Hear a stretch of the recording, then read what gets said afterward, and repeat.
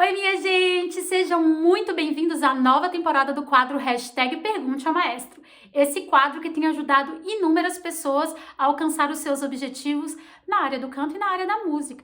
Se você quer ser parte desse quadro junto com a gente, já vem aqui, deixa sua dúvida aqui nos comentários, que eu tô de olho e muito em breve ela pode aparecer por aqui. Não se esqueça de se inscrever em nosso canal e de compartilhar esse conteúdo para todo mundo, para que todo mundo seja parte junto com a gente. Então, vamos para as perguntas do dia? Vem comigo, hashtag Pergunte ao Maestro. Maestro, eu amo esse quadro, aprendo muito com as suas dicas. A minha dúvida é, como definir melismas? E como ser bom em improvisação em melismas? Eu já respondi isso aqui no hashtag Pergunte ao Maestro, mas eu vou responder de novo para você. A melhor maneira de você ser bom em melisma é você estudar a teoria de melismas, ou seja, a parte teórica dos melismas. Que notas eu canto quando faço melisma? É assim, eu saio improvisando qualquer coisa? Não. Normalmente, um melisma é feito na escala pentatônica maior, na pentatônica menor e na escala de Blue. Normalmente é isso. Se você quer começar a fazer melisma, você tem que saber fazer as escalas, as inversões. Isso se estuda com o professor de canto. Chega para ele e fala assim, professor, queria aprender a fazer melisma, queria aprender pentatônica maior, pentatônica menor e Blue. E aí ele vai te ajudar, e aí com exercícios você vai ganhando velocidade. Então, o melisma precisa de duas coisas. O conhecimento teórico das escalas, pentatônica maior, essas que eu falei, e a agilidade. E a agilidade é o shake que você faz. E esse shake também é trabalhável. Você precisa aprender a fazer esse shake, que é que não é somente um vibrato. É um shake um pouquinho maior para que você consiga deslizar as notas. Mas você, para deslizar as notas, você precisa saber que notas são. Então você tem que começar lento, decupar devagar. Então é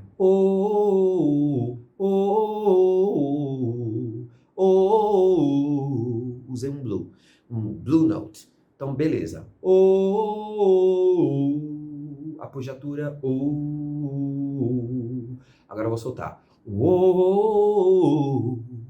Essa hora de soltar, que é a hora que eu faço o shake, eu só posso fazer se eu sei exatamente que nota é, senão fica uou, aí eu não sei que nota é. Então, preciso limpar a nota primeiro, são dois momentos. No primeiro momento, estudo, eu fiz agora uma pentatônica com blue, beleza. Agora eu vou pegar isso e vou adicionar mais notas. Uou, uou. Então, adicionei mais uma nota da pentatônica menor com blue. Então, isso é uma coisa com blue note, com um leve scoop, que é uma apogiatura. Então, isso é importante que você saiba fazer na teoria, inclusive, às vezes, no piano mesmo. Eu vou lá e toco. Depois, eu vou ganhando velocidade com o shake. O professor de canto deve ser capaz, professor de canto que trabalhe com isso, né? Que trabalhe com rhythm and blues, soul e musical theory também. Conhecer as escalas para trabalhar a teoria de escalas e conhecer as técnicas de shake para que ele consiga soltar as notas e deslizá-las melhor. Tá bom? Professor, quero perguntar de novo sobre o brilho da voz. Quando estamos trabalhando nisso, significa que a adução das pregas vocais vai aumentar e com isso temos uma maior resistência do ar para uma emissão, certo? No entanto, a adução deve ser feita com a contração ideal do TA para que não aconteça a quebra vocal e não perder a agilidade, isso também é? Só para saber se entendi certo, essa parte do equilíbrio de permissividade e contração muscular de todos os adutores, mais o relaxamento da faringe é o que tem me ocupado nas últimas semanas e pelo jeito vai tomar um bom tempo para ficar menos feio do que tá. Beijos a todos do estúdio. A gente já sabe que é a Dani, tá bom? Beijo, Dani! Super fã! Olha, Dani, é a chefe do fã-clube do hashtag. Dani, cuidado quando você fala relaxamento da faringe, porque a faringe não relaxa, tá? Você quer dizer não constrição ou não contração, beleza, mas ela tem que estar expandida, certo? Ela tem que estar em isometria, a faringe. Primeiro ponto. Segundo ponto. O que você disse de brilho, de fechamento, é brilho intrínseco. Não tem a ver com a contração do TA num primeiro momento. Porque na borda tênue já está o TA permissível, o CT está alongando e ainda assim existe contração, ainda assim existe, adução dos músculos intrínsecos fechadores. Então, cuidado, não confunde uma coisa com a outra. O brilho segundo Garcia, vem do pinte de aritenoides, ou seja, o fechamento completo da prega vocal. Isso gera brilho, seja na borda densa ou na borda tênue. A permissividade que você está se referindo, quando você entra no registro médio, o TA começa a ficar permissível para o alongamento do CT, essa permissividade, ela vai acontecer quando você tem maleabilidade no seu TA. Isso vai minimizar as quebras. É isso que vai minimizar as quebras. É o controle dessa permissividade. Agora, sugestão, para você fazer isso, você tem que estar com a faringe ampla, com a laringe mais baixa, para que você consiga juntar isso tudo. E ir devagar por glissando. Às vezes por glissando é mais fácil do que por grau conjunto, tá? Agora, sem dúvida, uma prega que não fecha perfeitamente não vai ter brilho. Você pode tentar colocar brilho de todas as cavidades. Não vai vir brilho. Não vem um brilho perfeito. Por quê? Porque não está fechando. Isso o Garcia tá certo. Tá bom?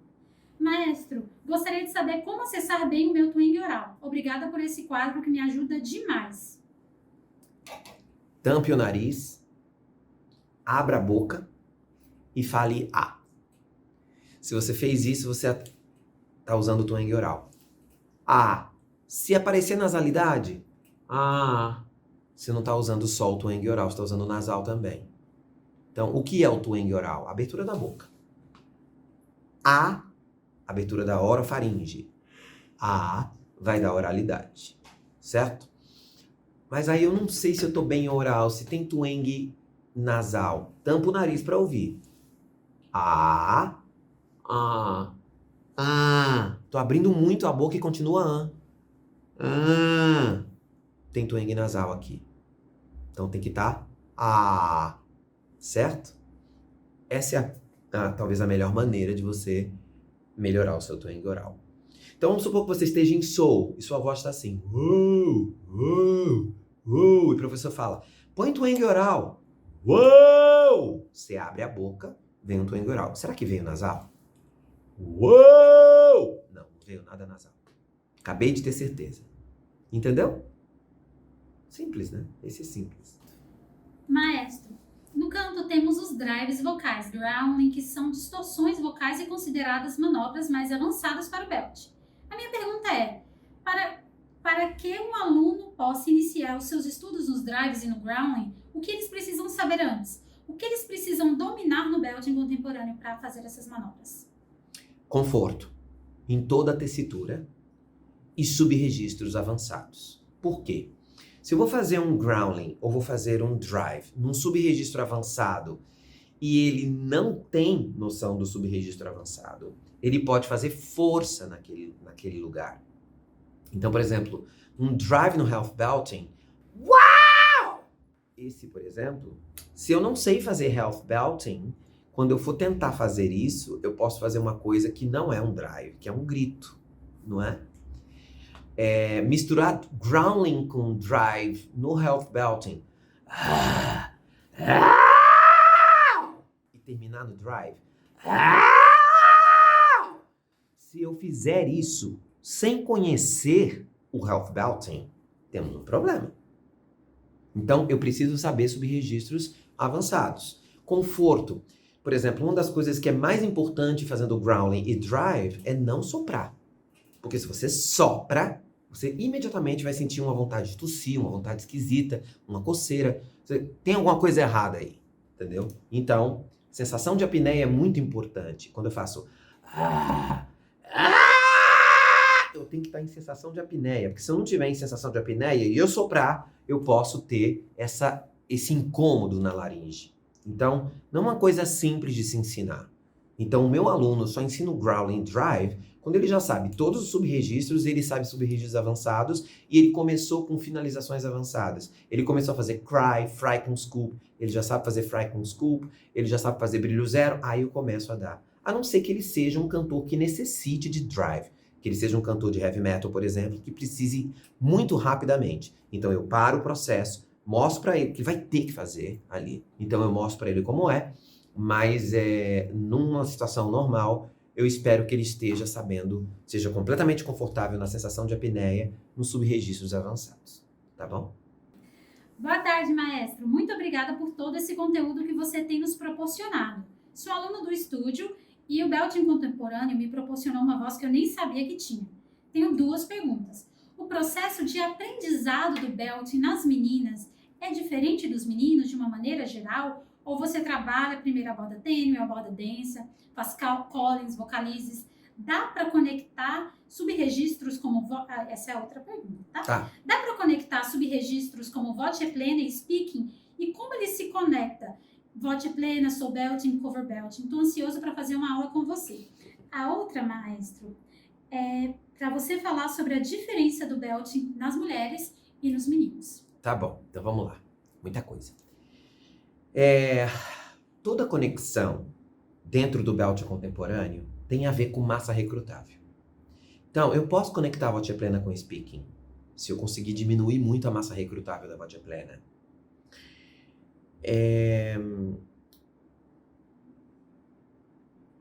Talvez o ensino do belting para meninas seja mais importante do que para os meninos.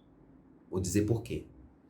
Muitas das vezes, os protagonistas de teatro musical nos meninos são baritонers, que fazem belting na parte muito aguda, mas que no centro da voz fazem mais legit.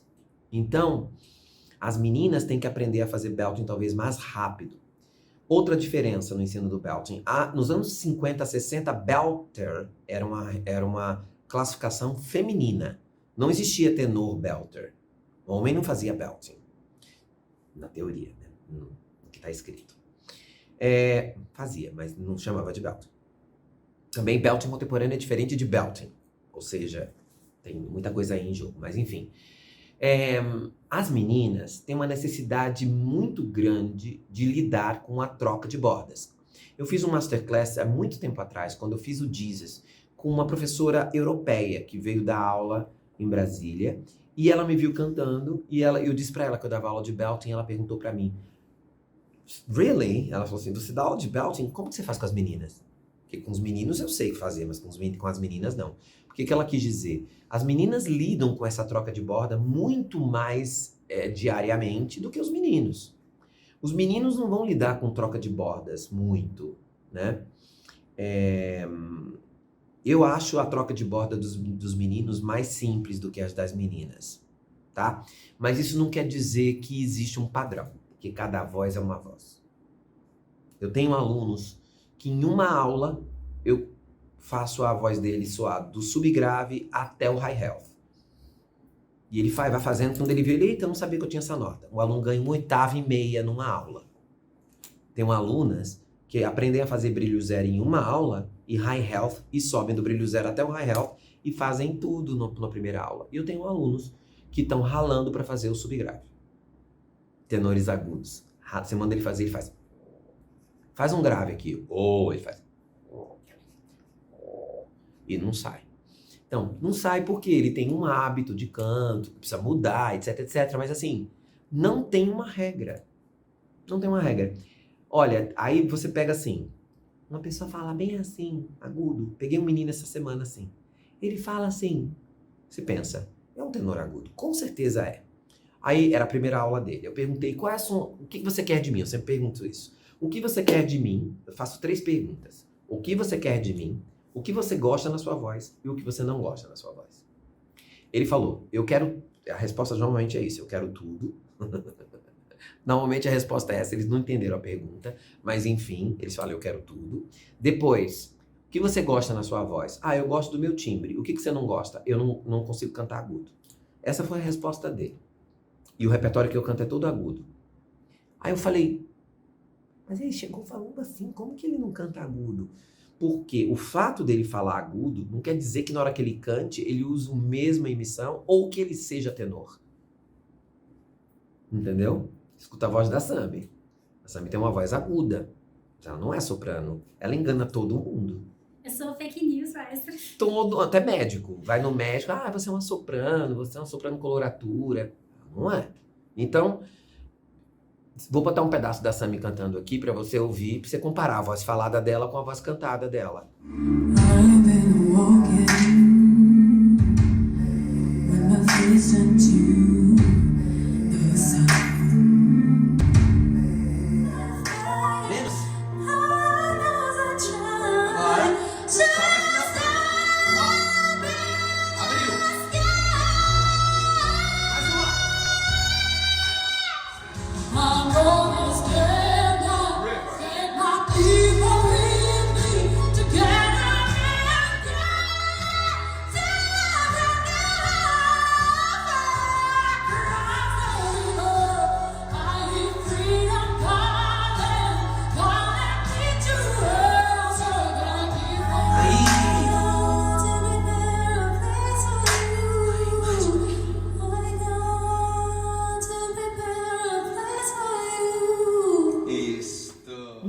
isso. Às vezes a voz falada é de um jeito, a voz cantada é de outro.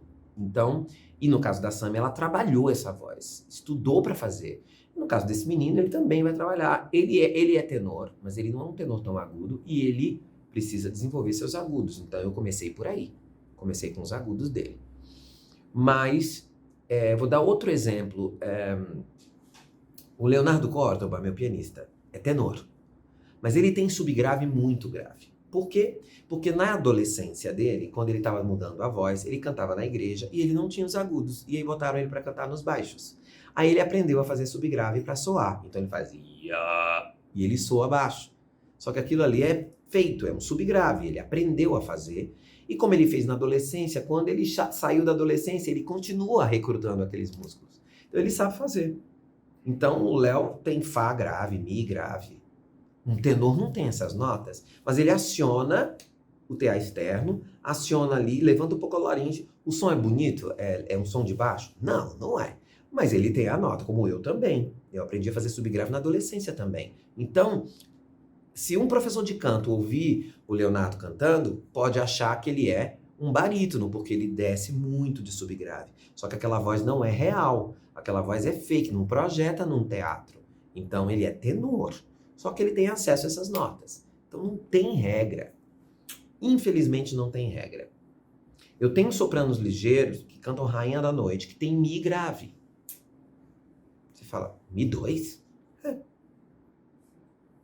E tem mezzo-sopranos que não descem do sol bemol. Esquisito, né? Não existe uma regra. Você tem que ver aonde a região de brilho acontece e como essa voz acontece e o quanto ela estudou também, porque essa soprano que tem Mi estudou para ter esse Mi. Estudou pra caramba para fazer esse Mi, porque ela também é belter. Então, ela é soprano ligeiro, mas ela é belter. E ela não fala para ninguém que ela é soprano ligeiro, tá? Se ela fala que é soprano ligeiro, no teatro musical, ela vai ficar só fazendo F1. A gente chama de F1, que é a soprano que fica na ponta do musical. Ela canta o tempo inteiro os agudos, o musical inteiro, nunca é protagonista. Rarissimamente ela é protagonista, ela tá sempre no coro, sustentando o ensemble. Então, ela vai se vender como soprano belter, para fazer pelo menos cover. Porque se eu não sei que ela é soprano belter, eu acho que ela é soprano ligeiro, eu não vou botar ela para cobrir belter nenhuma. E, na verdade, normalmente elas são boas belters. Então, de novo, não existe regra. Cada voz é uma. Essa é a maravilha, não é? É o desespero dos professores de canto. É muito difícil dar aula de canto, gente. Vocês acham que é difícil estudar canto? Eu acho difícil dar aula de canto. Porque você precisa ter um ouvido e saber que aquela voz funciona daquele jeito, ela é daquele jeito. Eu uso todas as ferramentas que eu posso. Exame, avaliação de fonoaudiólogo, o uso da voz falada. Eu uso tudo que eu posso para tentar entender como aquela voz funciona e extrair o melhor dela. E tirar o pior dela. Entende? É bem complicado. Mas eu amo fazer, tá? Maestro, tenores ligeiros têm falsete de Garcia também? Tenores ligeiros têm falsete de Garcia. Olha, toda voz tem falsete de Garcia se sair da borda densa. Então, o que seria o falsete de Garcia? Vamos definir de novo. O Garcia dizia assim, a voz de peito vai até uma certa nota, e aí quando eu troco de bordas, o início da borda tênue fica fraca, e ele chama isso de falsete. Muito bem. Se o tenor troca de borda muito cedo, para fazer algum pianíssimo, alguma filatura, etc., ele vai ter um falsete de Garcia. Mas, se ele tem um controle do equilíbrio de TSCT e canta bastante de registro médio, isso não vai acontecer. De jeito nenhum. Ele falou tenor ligeiro? Tenor ligeiro, mas... Tá bom. Eu vou mais longe ainda. Um tenor dramático, um tenor espinto, tem mais chance de ter uma quebra na voz quando troca de borda do que um tenor ligeiro. Eles vão ter muito mais conexão para essa região aguda. Tenor ligeiro tem muita mais conexão com sua borda tênue, com esse mix, que a gente chama de voix mixte no lírico. Agora eu vou dar um exemplo aqui de um tenor robusto que faz isso lindamente. Vai ao pianíssimo, troca de borda e volta. Eu vou pedir para o Clayton colocar aqui o Kaufmann fazendo isso. Ele vai até o pianíssimo, volta, vai até o pianíssimo, numa região onde a voz quebraria. E ele teria um falsete de Garcia e ele não tem. Então, de novo, cada voz é uma, né? Se você pensar numa voz robusta de tenor, não faz isso. Mas o Kaufmann faz. A vida é dura.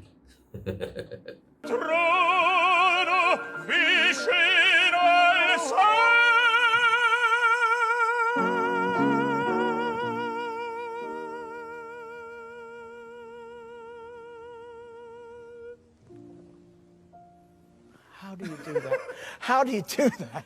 No, seriously, how do you do that? The larynx is low, the tongue is, the whole mouth, everything is relaxed. You It's did it always perfect. You went, so it goes through F, again, similar to Chenier. Trono vicino al sol. Trono vicino al sol.